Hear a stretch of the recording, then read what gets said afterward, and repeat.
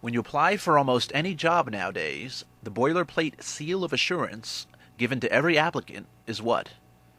All qualified candidates will receive equal consideration, right? But when it comes to the prospect of restoring the office of President of the United States to its proper role, putting it back in its proper place, the only real assurance ever given to the general public is the one that looks down its nose to announce, ordinary citizens need not apply. Fortunate for us, our founding fathers were keen to anticipate the very situation we now face. And so they implemented the Electoral College, a system designed to permit all qualified candidates to receive, so far as it is possible, equal consideration, or at least the semblance of it.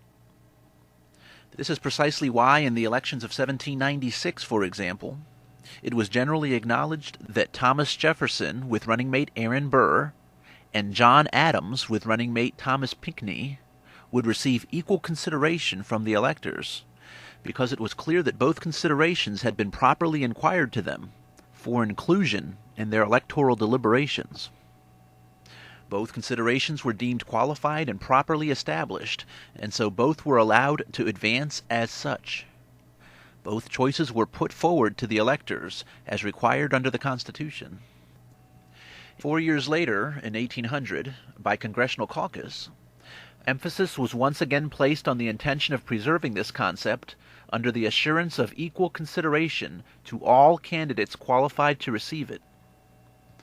The point is, our founding generation understood that making good use of the Electoral College was the only way to ensure the advancement of good choices, by allowing such choices to be put forward through ordinary means, without anyone having to pay obeisance to the political parties, the media, the money people, the special interest groups, or any other modern manifestation of what may rightly be called ivory tower elitism.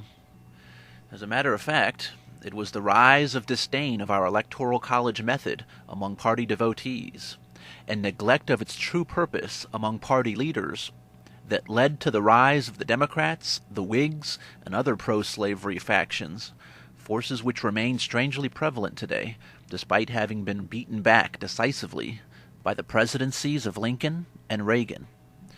Despite the best efforts of both these men, the pro-slavery element continues to raise its ugly head, and continues to chip away at our freedom.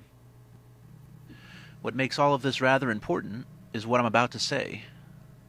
On this past election day, Tuesday, November 6th, 2012, 13 electors, distinguishable at large by the candidacies of Terry Fry and Anita White, won the popular vote in the Commonwealth of Virginia.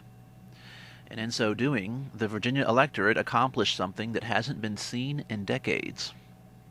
The electorate subscribed 2 choices of candidates to the winning electors, so that both have qualified for equal consideration at the Electoral College.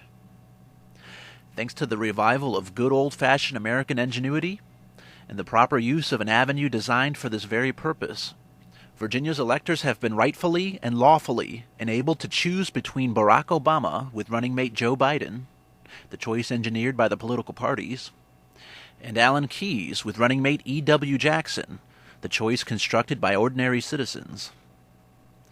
It remains to be seen whether or not the Virginia State Board of Elections intends to acknowledge the existence of this choice. But either way, this choice is in effect. It is valid and lawful, and it remains available to any elector who wishes to accept it. Each of these 13 electors has been liberated, and each is now free to render the best choice for Virginia, in accordance with religious conviction, the dictates of conscience, and the enabling grace of God. Yes or no, eliminate the Electoral College, yes or no? Yes. Yes?